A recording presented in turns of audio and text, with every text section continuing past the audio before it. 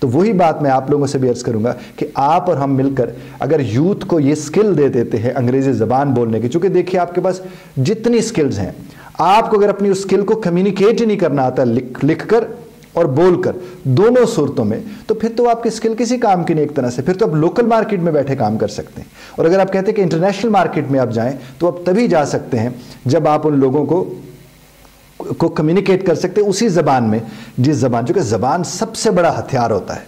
اور آپ اگر اس زبان کو استعمال کرتے ہیں، میں اکثر لوگوں سے کہتا ہوں کہ انگریزی سٹیٹس نہیں ہے صاحب، سٹیٹس آپ کی ماں بولی ہوتی ہے، آپ کی قومی زبان ہوتی ہے۔ ہمارے لیے سٹیٹس عربی زبان ہو سکتی ہے، انگریزی زبان ہو یا دنیا کی اور زبان ہو، وہ ہمارے لیے سٹیٹس نہیں ہو سکتی۔ ہاں وہ کمیونیکیشن کا ذریعہ ہے، تو کیوں نہ ابلاغ کو ہم بطور ابلاغ استعمال کریں اور اس سے اپنا ما فی الضمیر ہم ان لوگوں تک پہنچا سکیں جن تک ہمیں پہنچانے کی ضرورت ہے، اپنا امیج بہتر از بہتر طریقے سے پہنچا سکیں۔ چونکہ اب آپ کو پتہ ہے کلک کا وے ہے،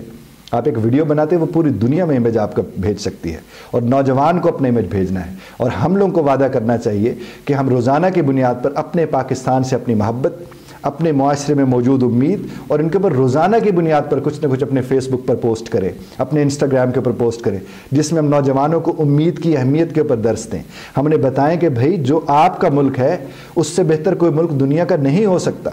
کیونکہ آپ کا ملک ہے، آپ یہاں پیدا ہوئے ہیں، یہ آپ کی مٹی ہے، اور مٹی کے ساتھ محبت کا ثبوت دیا جانا کیسے دیا جا سکتا ہے؟ جب آپ اس کے ساتھ امید کو جوڑ دیتے ہیں۔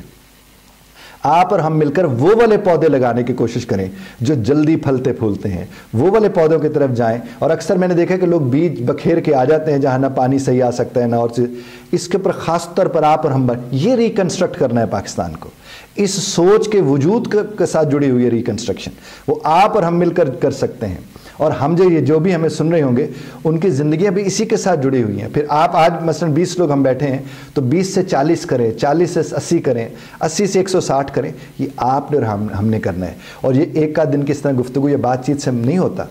میں نے اپنے حصے کی کوشش کی ہے اور میں اپنے حصے کی ہر پلیٹ فارم پہ جا کے کوشش کرتا ہوں، اور آپ سے بھی میں یہ درخواست کروں گا کہ آپ بھی اپنے حصے کی کوشش کرتے رہیں، کیونکہ یہ کوشش کرنا ہی آپ کے ہمارے اختیار میں ہے۔ آپ اور ہم اپنے حصے کا، بڑی خوبصورت بات اپنے مذہب کو لے کر بھی آپ دیکھ لیجئے کہ رب کائنات نے ہمیں کیا کہا ہے کہ دعوت دینا آپ کا کام ہے، ہدایت تو میرے اللہ کا کام ہے۔ آپ اور ہم دعوت دینے سے باز نہ آئیں،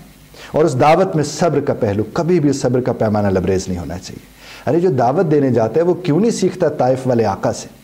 کہ لہو لہان ہو گئے تھے، نالین مبارک تک بھر گئے تھے، لیکن آپ نے بد دعا تو نہیں دی،